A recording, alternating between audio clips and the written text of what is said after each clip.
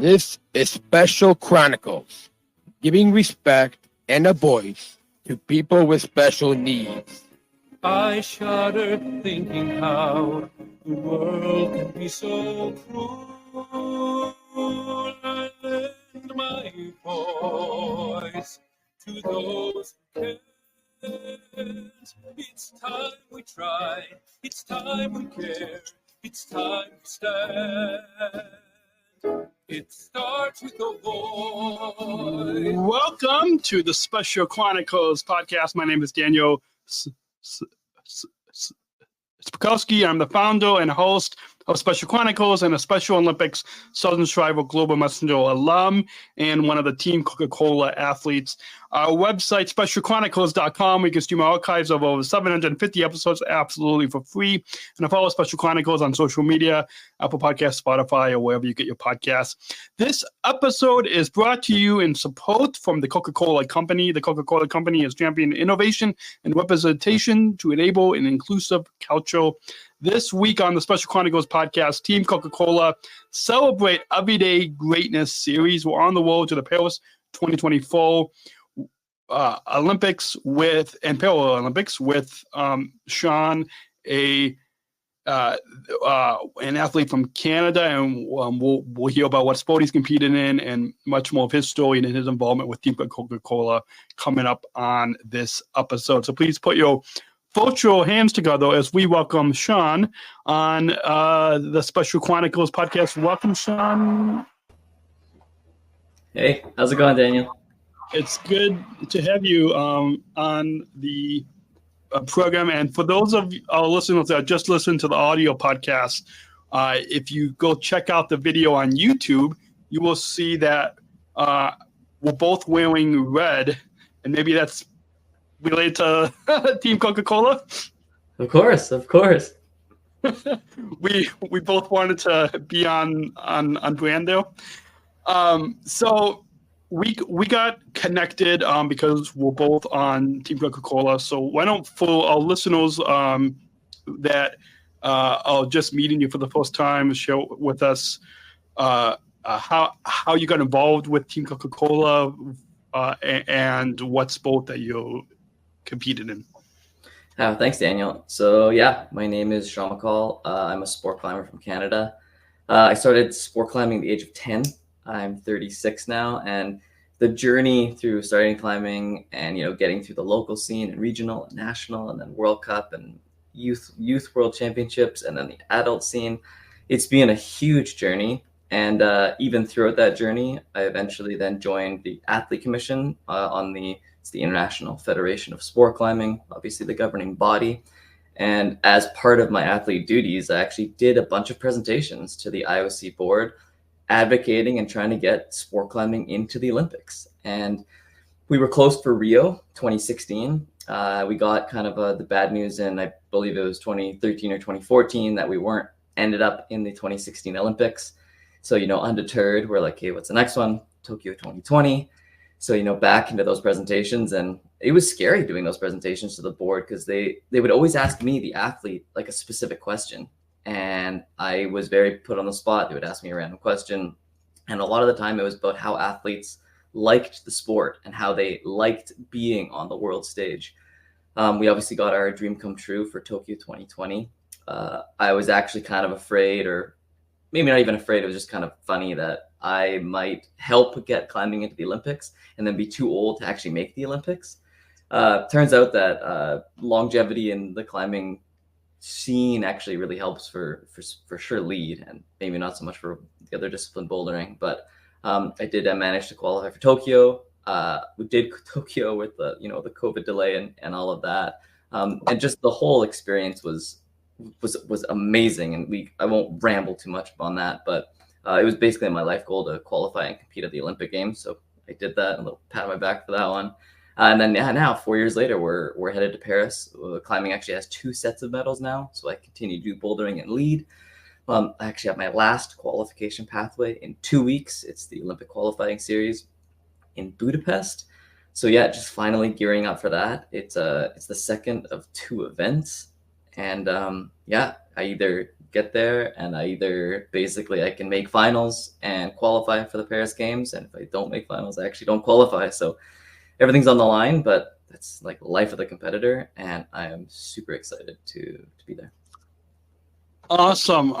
We'll hear a little bit more towards the end of the episode with an athlete Q&A, and hear a little bit more about your story. But now kind of switching gears to the Team Coca-Cola, you along with myself, and I'm blanking on the number of athletes that are on this team. And I believe it's around 20. It's either 13 or 23 athletes. But I know Coca-Cola had posted a picture with all of us that highlights the team. But for listeners who are new to and just finding out about this team of this collective of athletes, can you share with us what is Team Coca-Cola? Yeah, so I'll probably butcher it just because no one told me specifically what to say here, but to me, Coca-Cola is, a global team of athletes from across the world. We're in the able-bodied games, we're in the para games, and for the special games. And it's kind of an honor to be on Team Coca-Cola. I guess I didn't answer fully the other question, but I started talking to Coca-Cola in 2020, and they actually followed me and supported me through my 2020 Olympics as well. And kind of a backstory is that I've been drinking Coca-Cola like my entire life. And when I was on my youth team, it was kind of a running joke that I would show up to practice with a 2-liter of Coke and drink it during practice. And people are like, that's like trying to drink water. And I was like, no, like I need energy. I'm drinking sugar. And and that was my sugar. I'm also a huge candy fiend. So that's also goes actually really well with Coke. And then they supported me through this 2024 journey. And I got to actually meet a whole bunch of athletes when I went to Barcelona. And that to me is kind of the best part about being on these teams is the ability to connect with other athletes and, have dinners with them, kind of chat with them about, obviously their sports and their journeys, and just getting a little backstory because then I get to watch them at the games. And I feel like I just have that little bit of intimate knowledge, like, oh yeah, I saw them 3 months before the qualification and they were, just like streamlining, like all the way, like gonna do great, or maybe a little bit of doubt, or just all those little things that just really get into the mind of the competitors.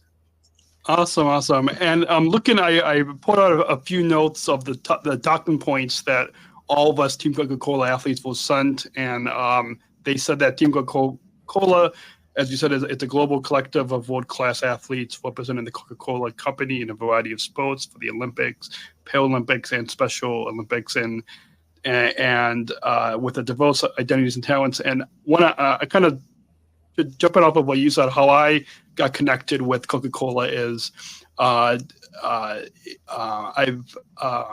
at the last Special Olympics World Games in Berlin last year, I gave a speech at a luncheon that Coca-Cola had sponsored, and they were really impressed with that speech. And then speaking on a panel at the Coca-Cola company, and so it's neat how they're able to whether yourself as an Olympic athlete, myself with Special Olympics, or the Paralympic athlete, that they're able to connect with a lot of us world-class top athletes in all three of the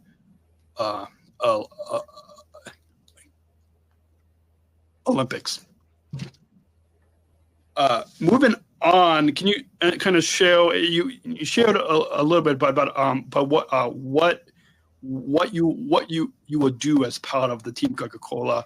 I'm sure like doing interviews like this podcast is probably one part, but what else are you doing as an athlete with Team Coca-Cola?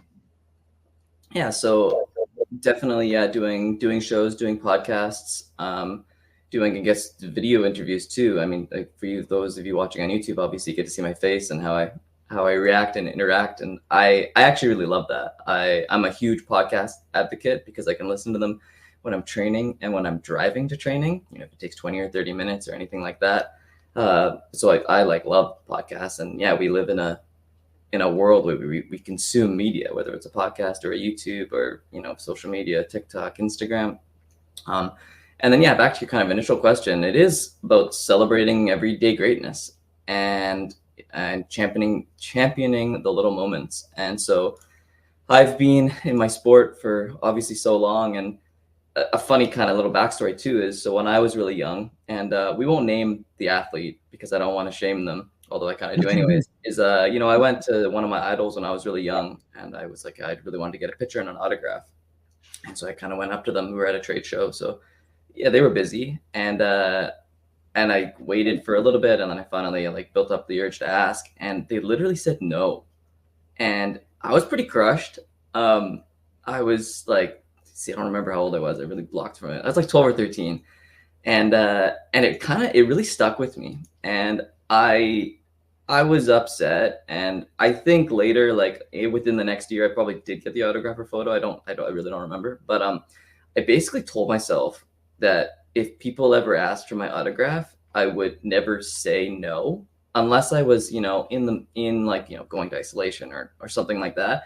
And I've kind of thought about that my entire career.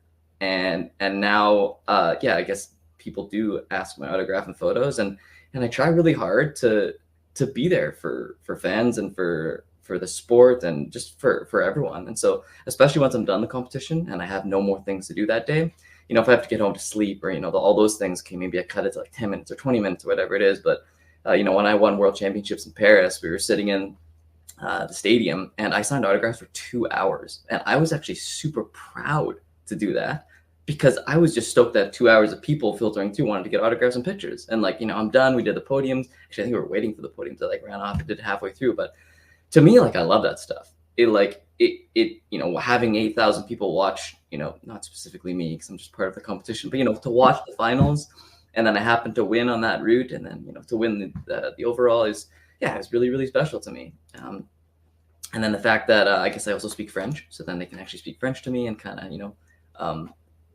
interact with me that way. I think is really special. And I'd love to give back to the community. Awesome. We're going to highlight a little bit more about that theme for this year's Team Coca-Cola Celebrate Everyday Greatness, and as well coming up after the break, as well as some highlights from the Barcelona Photo Shoot that you and myself and the other athletes took part in last fall. So we'll be right back right here on SpecialChronicles.com with Sean. And support for Special Chronicles comes from listeners like you. Please join our supporters with a monthly or one-time donation so you can operate our studio and continue our mission, giving respect and voice to people with disabilities. Visit SpecialChronicles.com/give. That's SpecialChronicles.com/give to donate today. We invite you to access Special Chronicles PLUS, our behind-the-scenes podcast, bonus content, and to help support this show. Visit SpecialChronicles.com/plus. That's SpecialChronicles.com/plus to join today. And with that, as I fade that up, you had mentioned on Celebrate Everyday Greatness, and I think that speaks. This theme speaks to a little bit of what you shared in the previous segment about wanting to sign or at least do your best at signing autographs with everybody that you meet, and I think that gets to the heart of what this theme is. It's much more than just a public relations narrative. It's much more than this global advertising campaign that you and me and the other Team Coca-Cola athletes are featured in. And so can you share with us from your perspective, what is this Team Coca-Cola Everyday Greatness PR narrative? Yeah, I mean, it's hard to put into words, really. I think of them supporting a team. They're supporting individuals. They're supporting people from all different games, and really they're bringing them together. They're supporting them, and they're asking the athletes how they want to give back.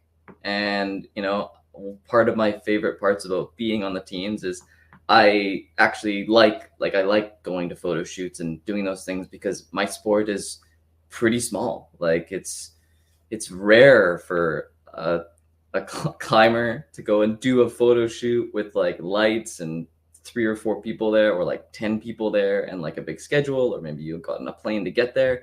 And when you think of like, I don't know, like the NBA and the NHL and all those types of things, I think of that stuff a lot. And you know, I grew up watching sports, love sports. I played soccer growing up, lots of those. And so yeah, to have climbing kind of join that collective, I think is really cool. It's like, you know, stepping up the whole sport. Even like not me, but some other climbers, I think it's 2 or 3, have actually been featured in like GQ and some of like the top like really cool fashion magazines. Actually, our Olympic gold medalist did that, and it's amazing because like I see that, and like I've seen the covers of all those magazines, and I'm like, oh, cool, and then to know someone on the cover personally is really cool. And so yeah, kind of coming all the way back is just Team Coca-Cola putting all these athletes together, hopefully getting to meet them as well. Then, you know, hopefully maybe I get to even see them in Paris and, you know, say hi. Obviously we're going to be in our little like zones. Like I don't want to distract people, but if I can, you know, go and have a coffee or have a drink, have a Coca-Cola. So yeah, definitely. I loved what you said, and jumping back to kind of the photo shoot that we had mentioned, that you had briefly mentioned in the previous segment, and maybe kind of share a little bit more of, because just like you, I don't participate in that many photo shoots, and so can you kind of show just kind of briefly some behind the scenes of what that photo shoot was like in Barcelona, and then a highlight of meeting another athlete. We had each night there was a dinner where we all got to meet, and in the pre-show you had said that you enjoyed connecting, and I myself as well. It's fascinating to connect with other athletes, especially other athletes in different sports than what you compete in, and kind of hear each other's stories and journeys. And you can share some behind the scenes highlights from the actual photo shoot, and then going into the dinner that we had. Yeah, so the Barcelona photo shoot, it was sometime last year. It was actually right after my Pan American Games. Actually, I left a day early to kind of race there to get there, but everything worked out. And it was cool because they were like, okay, well, you're going to be in Barcelona for this shoot. They're like, is there anything you want to do in the city? And I was like, I would love to see a football match, because Barcelona's like maybe not one of my favorite teams, but you know, Messi played there, and Messi's the same age as me, funny enough. So like, I have this, you know, like I could be him in a different life, but no, not exactly that. But you know, like I love watching him play. I think he's super humble. And he actually wasn't even playing. He's been gone for a few years, but doesn't matter. I really respect the team, and I really have always wanted to watch them play. So yeah, they got tickets for me, and so I actually landed. And I think on the same day, we saw the opposing team. They were actually staying in a hotel, so we were just like chilling in the lobby. And they just kind of like filed out, either going to like, it was like 4 or 5 hours before the game. So they're, I think, headed to the game. But yeah, it was just cool little moments like that. Then we got to see the game. Barcelona won. Everyone was really happy. And then the next day, we did the photo shoot. We did it at a climbing gym. We did some climbing shots. Then they had a few screens to do. They're like, oh, this is going to be the team photo. And like, yeah, I kind of love stuff like that. It is kind of sometimes intimidating, you know, there's 15 people watching you and making sure you got to do the right thing. And I don't even know what the right thing is. So I'm like asking questions but it's a really good time. I actually really love that. And then on the second night we had a dinner at the hotel. And again, I kind of mentioned this really early on, but I love those dinners because you get to meet, like, obviously people on the team, other athletes, I guess other managers, and you just meet kind of everyone that's behind the scenes. Because, you know, when you do the photo shoot, you're there. You're there to work. Like, you want to get the photos. You can't just can't just climb around and do nothing. Like, we're there to get some photos. We're there to get content. Which, as long as we get that, it's all good. But then at the dinners, you get to talk to people, and you get to talk to the athletes. You get to see what sport they're in. I learned so much about actually so many different sports, and that's kind of my favorite thing to do. Turns out that I'm really terrible with names too. I try so hard to be good with names, and they're like, I read things how to remember. It's like, associate it with a picture or repeat it out loud right away. And I've tried a lot of things, and I say I'm in the sub 50% just for not being able to remember really well, but I try really hard. But the people, the two gentlemen across from me were from France. And so, like I said before, I actually speak French. So it was actually really nice because one of them could speak English, but wasn't super comfortable speaking English. And me being natural born English speaker, we're like born into this, being super lucky that the world has to speak English in order to function. And I don't say that as a negative. I just say that we're very kind of like lucky.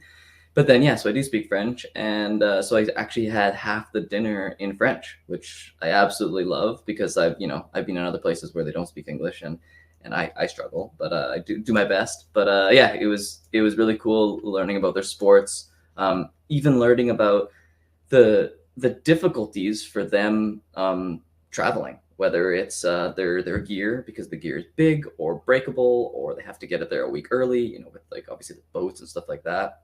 But even bicycles, bicycles are for sure expensive. How many do you bring? And some of their answers is minimum 2. Because you never know, one might break. And then if it's local, we might take 3 just in case. And then all their different components, and just what's the mental strain of you get there and your bike's broken. And it's just they kind of laugh, and they're like, that's the worst thing. And kind of say, is there anything like that in climbing? And I'm like, again, I'm so lucky. I bring my climbing stuff, fits in a bag about this big. I can bring it on the flight and carry on. And I'm like, that stuff's staying with me. I could lose my whole luggage, and I'm actually fine to compete in climbing. But we're just kind of having a laugh, and we talk about how the cycle of the seasons work, and the cycle of the Olympics and how they work, the qualification pathways, and it's a really good time. I generally love meeting other athletes because to me they're just the same person as me, just in a different pathway, in a different kind of dimension and all that kind of stuff. And I'm like, I often will think of that's just me in a different life. They chose this sport, they did this, and all these different things. And so I love to kind of honestly, it's a little bit of living precariously through them, even though I love my sport, I love everything I do, and I get to share. And so I love meeting other athletes and hearing their stories. Awesome. Before we take our next break and then get to an athlete Q&A, which to kind of wrap up this segment, how inspiring it is, because I know it was empowering and inspiring for me to be named to the Team Coca-Cola roster. So how inspiring is it for you when you hope to be named to the Team Coca-Cola roster alongside so many talented and diverse athletes from around the world, whether it's myself from Special Olympics, the Para Olympic athletes, or the other Olympic athletes? How inspiring? Can you speak to that? And you kind of said it right in the question, but it is inspiring, and it's kind of funny too, because I'll just throw it out there because I know a lot of people can relate, but I often get mild or medium or sometimes heavy imposter syndrome. I get into sometimes walk into a room and I'm just oh, right, gold medalist, triple medalist, and here I am with no medals, and I'm like, I made it to the Olympics. Am I a bit special? And then you kind of just have to knock it out of your mind. You kind of just have to say, look, everyone's on a different path. I've met gold medalists that have imposter syndrome, and I'm just I get it, because I can. Anyways, you do get imposter syndrome, and then you start talking to those people that you feel like you're having imposter syndrome against, and then they say oh, they're having imposter syndrome because they aren't good in crowds, or they struggle to deliver a speech, and I'm like, oh, but haven't you delivered 100? And sometimes it doesn't matter how many you've done. We just get nervous, and sometimes I guess there's not the delusion, but they're oh, athletes always have interviews, they should be really good at them. But like, no, we're good at our sports. We're not good at interviews. Like, we can tell you specifically, like into huge technical detail, what our sports are about, and like these little minute details that you'll never see on TV. And that was the difference between first and second, or, you know, a thousandth of a second, or the aerodynamics, or just so many different things. But again, I can kind of nerd out all day. But yeah, I'm always just honored to be in a group of people, and to everyone that I've met, to their credit, they're often excited to talk about climbing because it's a new sport. They've generally tried it a couple of times. It is a growing sport. And so I love explaining my sport to them, especially if they're genuinely interested. And even if they're just like, oh yeah, no, it's a great workout, or my friends always do it now, and it's kind of growing. And so I'm very, very inspired. And I love that they ask questions about my sport too, because it makes me feel a little bit better. Awesome. Well, we're going to go ahead and take another short break. When we get back, we'll get into a quick athlete Q&A, and including a question that came in through text as well. So we'll get into that when we get back. Support for Special Chronicles comes from ComEd, Energy Force Ambassador Program, the country's first, the United States' first energy and solar efficiency education program, designed for and taught by people with disabilities. Learn more at specialchronicles.com/ComEd. That's specialchronicles.com/ComEd. And as we get back, we're gonna go ahead and get to a quick athlete. We're running about 26 minutes, so we're gonna try to kind of run through this athlete Q&A pretty quickly, but first I'm going to jump to a quick question that came in. We are pre-recording this, so nobody's watching us live right now as we're taping this. But I'm going to begin with a question that came in through text. And by the way, if you listening want to, you can drop us in the comments if you're watching on YouTube, or you can you should be able to either text or email to feedback@specialchronicles.com. But here, the question is for you, Sean. What is it like? What is it? What is it that you like most about the sport of rock climbing? Is it the adrenaline rush? Is it the challenge or danger? Is it the beauty of the scenery? Is it the physical excursion? What is it that you like most about the sport of rock climbing? Wow, so there's so many things I love about climbing, and kind of usually narrows to the top two. And so I'll kind of answer it as a double part question, but one of the things that I love most about climbing is that it constantly is in a state of change. And I say this because every time I get to a new competition, whether it be the Olympics or a World Cup or a local, the course, so like the boulder problems or the route where we climb with the rope, is different. And the route setters, the people that have created this course, come up with it in the week or weeks before. And so every single rock climbing competition is different. I'm excluding speed climbing here. Speed climbing is the one where you race. That actually has a standardized wall, the 15-meter, standardized everything. But to me, it's that climbing is always in a constant state of change, and it will continue to change, throughout different trends. And so I think that's very much in the spirit of rock climbing, and that's kind of what I love most about it. Awesome. Now to kind of wrap up this Team Coca-Cola conversation, what can you share with us? You shared a little bit about what it means to you, but what it kind of just briefly describe, what does it mean to you to be part of Team Coca-Cola? I guess to me, like I said, I grew up drinking Coca-Cola my whole life, and so when they reached out and they offered to start a partnership, I was overjoyed, and all my friends were like, "Oh, Sean, that's a perfect fit." Like I have some like Coca-Cola merch that I wear all the time now, and to me, it's very humbling.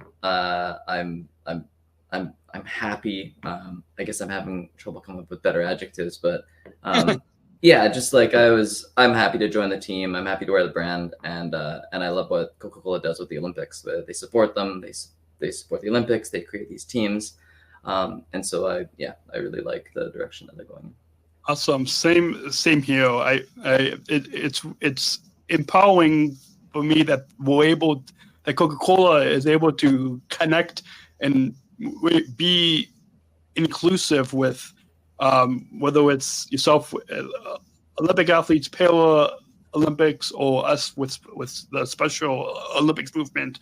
All three of the Olympic movements were able to. Coca-Cola is able to really show that we're real people, that they're able to kind of bring that real magicness of all three Olympic movements together. And that you talked a little bit about celebrate everyday greatness, and that's the theme of this team for the Paris 2024 Olympics. What does celebrate everyday greatness mean to you, and how can fans follow along? There was we all posted that GIF video when the global announcement came, and there was a hashtag that we all when they told us the copy to post. Can you share with our listeners again what does celebrate everyday greatness mean to you, and then how our listeners can follow along this Team Coca-Cola? Yeah, to me, celebrate everyday greatness is, I mean, it's written right in it. But to me specifically, it's that, there's how many millions, billions of athletes in the world, and not every one of them are going to make it to the Olympics. Not a lot of them aren't going to make it close to the Olympics. And that part of it doesn't matter. It's the fact that so many kids and so many everyone just has fun in their sport. And some people might agree, they'd be like, well, I'm highly competitive, I'm extremely competitive, and that's just me. But some people are less competitive or as competitive as me. And I think as long as they're having they're having a good time doing their sports, they may not choose that as a career in their life. They might go to something else, the other hundreds of jobs in the world. But if they had fun doing their sport, then I think that is great, and I think that should be celebrated. Awesome. Well, we're going to get into some social media plugs and how listeners can follow you and Team Coca-Cola, as well as some final thoughts as we wrap up after this one final sponsor break right here on the Special Chronicles Podcast and SpecialChronicles.com. We'll continue with Sean competing in sport climbing from Team Canada for the Paris 2024 Olympics. We'll be right back right here on SpecialChronicles.com. Support for Special Chronicles comes from United Airlines Bridge Disability Business Resource Group, connecting people of all abilities. Learn more on United's commitment to disability inclusion for employment and travel at SpecialChronicles.com/United. That's SpecialChronicles.com/United. And with that, where can our listeners follow both you, Sean, on social media if they want to follow your journey, and then throughout the Paris Olympic Games, as well as how can our listeners follow Team Coca-Cola? Yeah, so I'm on Instagram, Facebook, and Twitter. It's my last name, then my first name, so McColl, Sean. Pretty simple.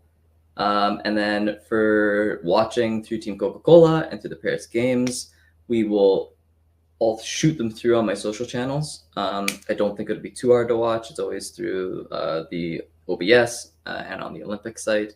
But yeah, definitely if you want to follow. I usually do training and a lot of climbing stuff, and kind of like a little bit of behind the veil of my journey. Awesome.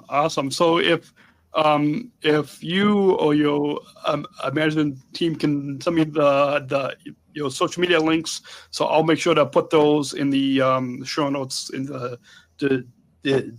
description below, so our listeners can follow you. And again, that hashtag for our listeners, celebrate everyday greatness. You can follow Sean as he goes to the Paris 2022 Olympic Games. Do you have any, before we get to this final question, do you have any final thoughts on your time today on the Special Chronicles podcast that you'd like to share with our listeners? Just, again, celebrate everyday greatness. Go out there, have fun, do whatever sport you want to do, follow along. and at the same time, just be supportive of everyone and everything around you. Awesome. Well, that's a perfect final thought, and I want to share with you. You had mentioned a few times that at that dinner at the Barcelona Photo Shoot that you enjoyed connecting with the other athletes, and I did as well. And in fact, my sister had come with me, and we started when we got back to the hotel after the dinner. We started following a few of the other Team Coca-Cola athletes on Instagram. So it's neat how it's neat and empowering that we're able to follow each other, both in the sport that we're competing in, but also in the other sports. Yeah, I agree.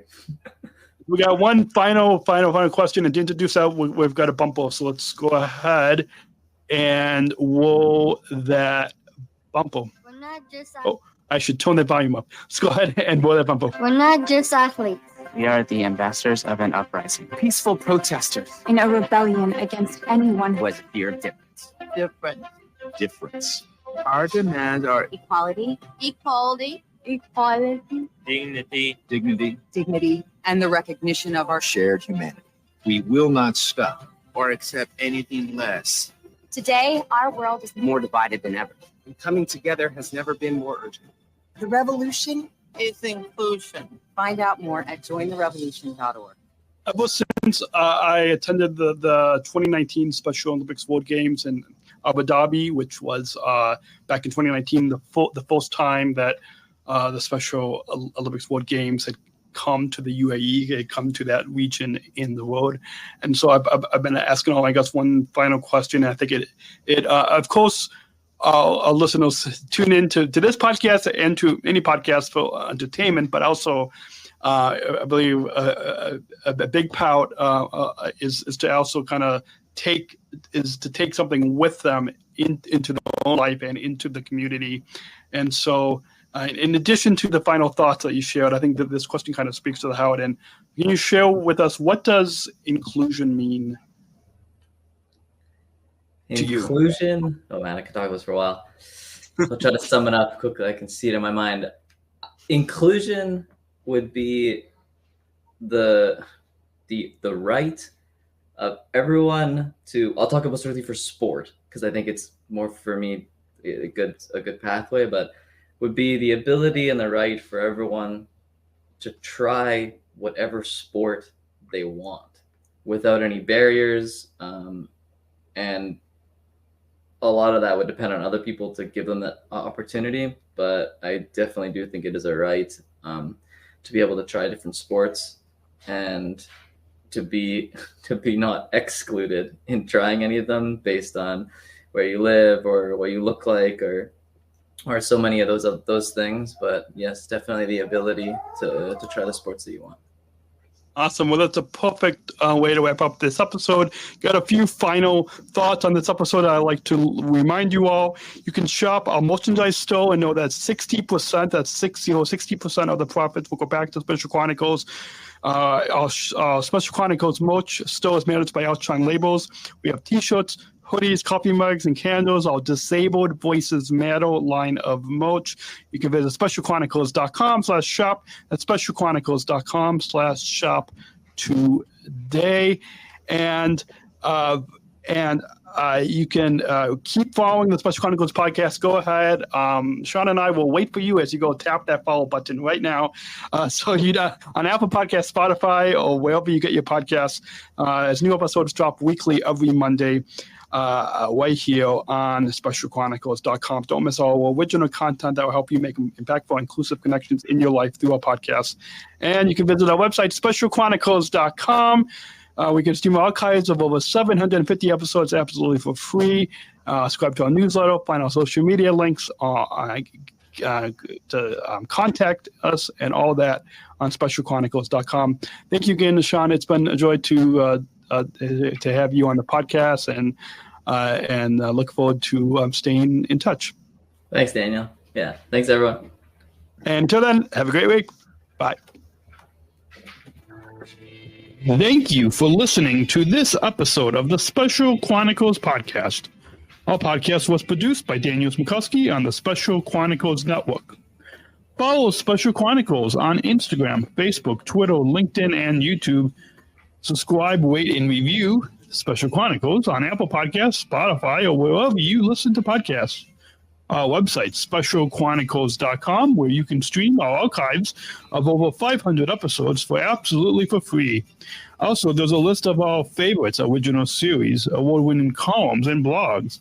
And sign up for our newsletter to receive exclusive bonus content delivered to your inbox. Again, specialchronicles.com. Special Chronicles is hosted by Podbean Podcast Hosting. Our live streams are powered by StreamYard. Thanks, as always, to our business manager, Adam Smrokowski, who always encourages us to never give up. I'm Daniel Smrokowski, back next week with more stories. Special Chronicles, giving respect and a voice to people with special needs.